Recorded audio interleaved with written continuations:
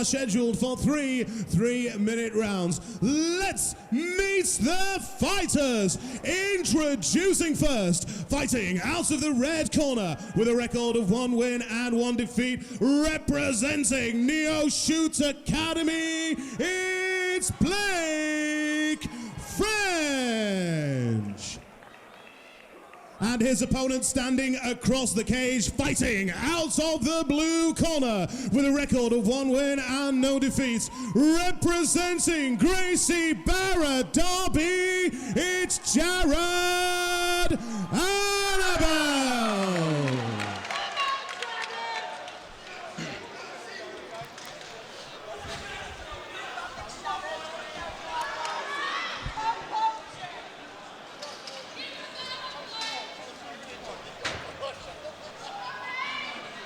Okay, ladies and gentlemen, welcome back to the Barbican here in York. We are live on pay-per-view, and we are with the lightweights once more. Heavily stacked in the lightweight division is the top end of this card.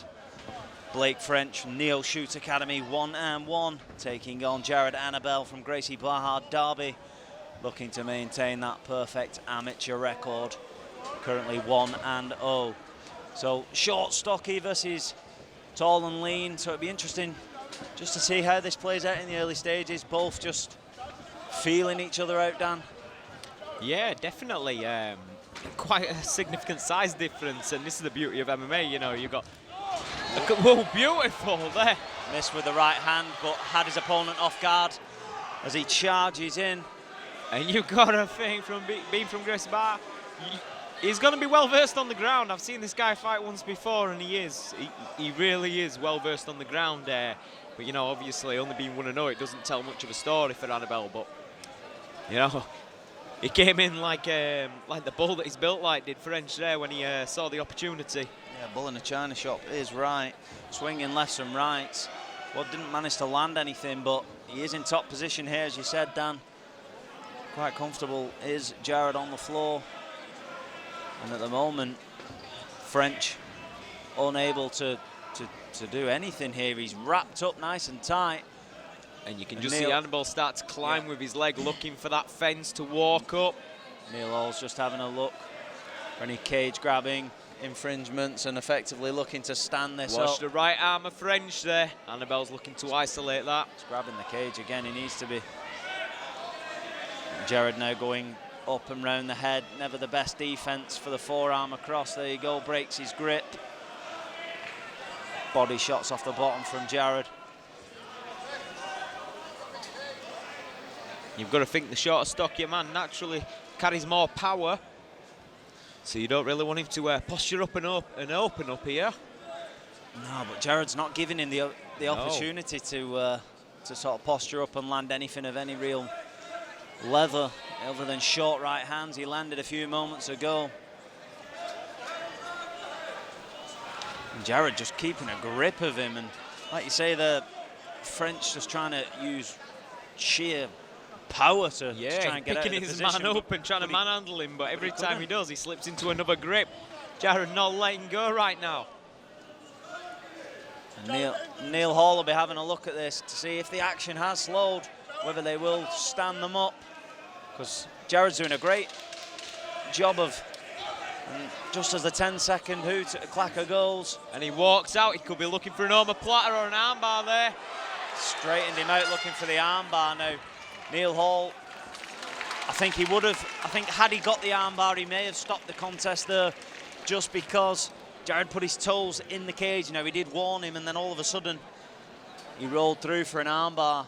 But fortunately, French was equal to it.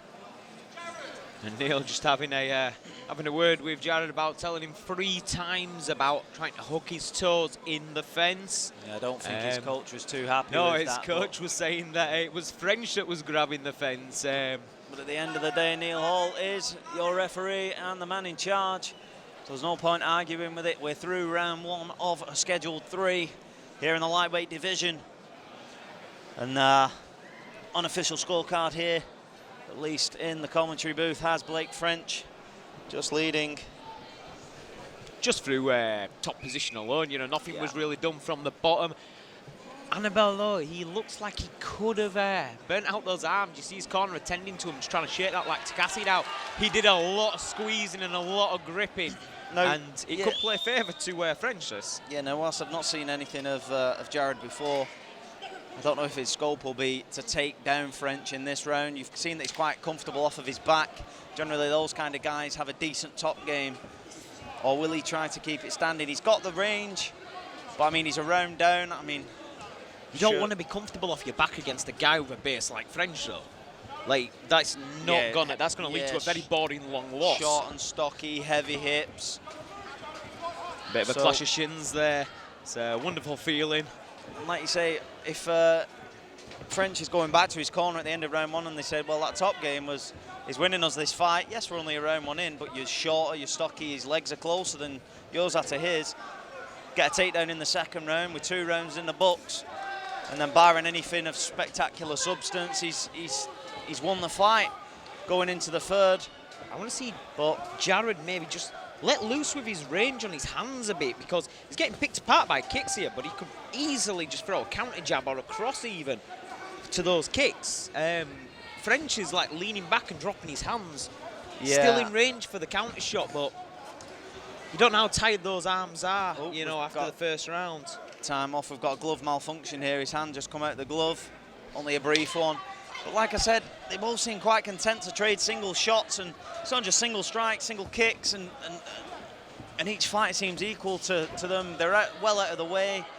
Nothing is happening. Jarrad's corner are urging him to come forward at Blake, but he's just not doing that. There's no setup behind everything. Everything's been advertised. Maybe just like feint, pump your arms or something, and, you know, just like throw a kick behind it. Yeah, I mean, it sounds very, very harsh down here in the commentary booth if you're watching live on pay-per-view. It's more constructive criticism than anything. These two guys are obviously novice amateurs. One's had 1 fight, one's had 2. But like I said, take Jarrad for example, his corner team, they're sitting closer to us, they're screaming for him to come forward, and he isn't. He's got to come forward behind that jab. He's got the range, and it is constructive criticism. You know, they're going to look back on this. It's going to be a big learning curve. It's part of the package of being an amateur, you know. Hopefully we'll listen to this back and just maybe start to disguise a few kicks and shots, you know, behind others. A couple of good low kicks land for French, either side of those that missed. And again, Jarrad's corner telling him to come forward, lands a good body kick, caught by Blake. And Blake just looks to catch that kick off Jarrad and close the distance, but this time it's played in Jarrad's favour. No, he's looking for the throw, but he's not going to get it with his man against the cage like that. Sorry to cut you off, Dan. No. Now he switches for the single. And he's got that leg elevated, but it's just there. He's just butterflying it, is French. Now if he, as I call it, if he closes the gate, if he pulls it through, he can pull him off the cage. But he's allowing himself to effectively, he's controlling the legs, is Blake. He's got it on the inside of the thigh. If Jarrad he could score here with 10 seconds to go, but it's French that lands. It's time. On the buzzer, the left hand comes in.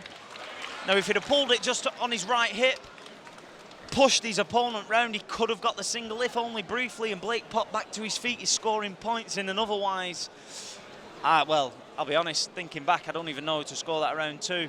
It's difficult, you know. You've got to look at all the criteria of scoring. Not many shots were landed. They were very telegraphed, and obviously it got to a point where, you know, you show me your move, right, I'm going to show you my move, and they were a bit back and forth like that, no real landing. But towards the end, it was French that kind of like had to, he was fighting off the back foot and he had to close the distance. And like you say, Dan, you show me yours and I'll show you mine was a fair assessment of round 2. Now, probably French got the better of the striking. He landed 3 or 4 decent low kicks. And then at the end, Jarrad pushed the pace up against the cage. I wouldn't be surprised if we saw a 10-10 round thrown out there. A lot of guys don't like 10-10 rounds, but if you're watching this on stream and you can pick a clear favourite for that, you're a better man than we are. So here we go, round number 3 of a scheduled 3. Jarrad Annabel and Blake French battling it out here in the AFC lightweight division, and the crowd coming alive. Both men know it's all to fight for now. You know, the corners are experienced in this game, and they'll see everything like they're in there doing it, and sometimes it's hard to see it until you watch it back, you know. Now exactly, and if I'm Jarrad's corner, I would have said throughout round 2 we screamed at you to come forward. Now, I think he lost the first round. Yep. The second round was hell of close. Anybody's game, that exactly. Second round. So I'd say this third round now, we need this third round for this fight to even be close on the scorecard. Definitely. But again, it doesn't seem to be that he's bridging that gap between what he can hear from in the cage and here in his corner. All you can hear is Jarrad, Jarrad, Jarrad. Shin to shin once more. That's going to start to take its toll. Yeah, just a bit. One's bad enough, but 2 in the same spot. And it's the difference in range and size, you know. One guy doesn't want to overcommit, the other guy is, you know, and that guy's carrying the power, whereas the other guy's got the range, but he's not really using it. And that's the thing, I don't know what Jarrad that's better. There we go. That's what I was going to say. The thing that he's caught the most of this fight when he stepped in and thrown the shots is a leg kick. Yep. So set your base. There we go. Be prepared to eat a leg kick and throw the hand. It worked on that occasion. He got a right straight down the pipe. Yes, Blake landed, but which one looked better? And did you see what happened? Yeah, did you see what happened? He disguised that second shot and landed a leg kick. Exactly, which is going to look better on the judges' scorecard. You snapping your opponent's head back whilst he's leg kicking you. They're looking for damage. At the moment, he's hopping around. It looks like he's waiting for an opportunity that might not come.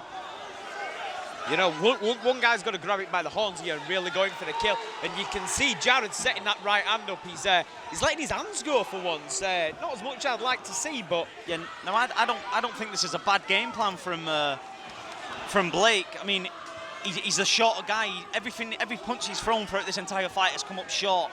That's just physics, because he's got a shorter span. He's struggling to get in on Jarrad's range. He comes in that time, see, he misses. There we go. So he's kicking his opponent and he's scoring because Jarrad's not doing anything to block. The outside of his left leg is showing bruising. Yep. He's winning the fight. It's not entertaining, but he's getting it winning. done. And exactly. You got to deal with the cards that you dealt. You know, you've got a guy in front of you that's about a foot taller than you. I'd just like to see him maybe get a little bit more inside. You know, feint a jab, step on the inside, and throw that overhand. Blake's corner on the far side looked very quiet to me. If I was him now, I'd be saying, Blake. Oh, they both connect there. I'd be saying, Blake, go for the takedown.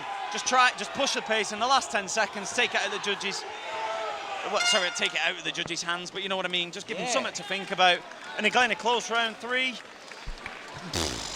Who do you give it to, Chris?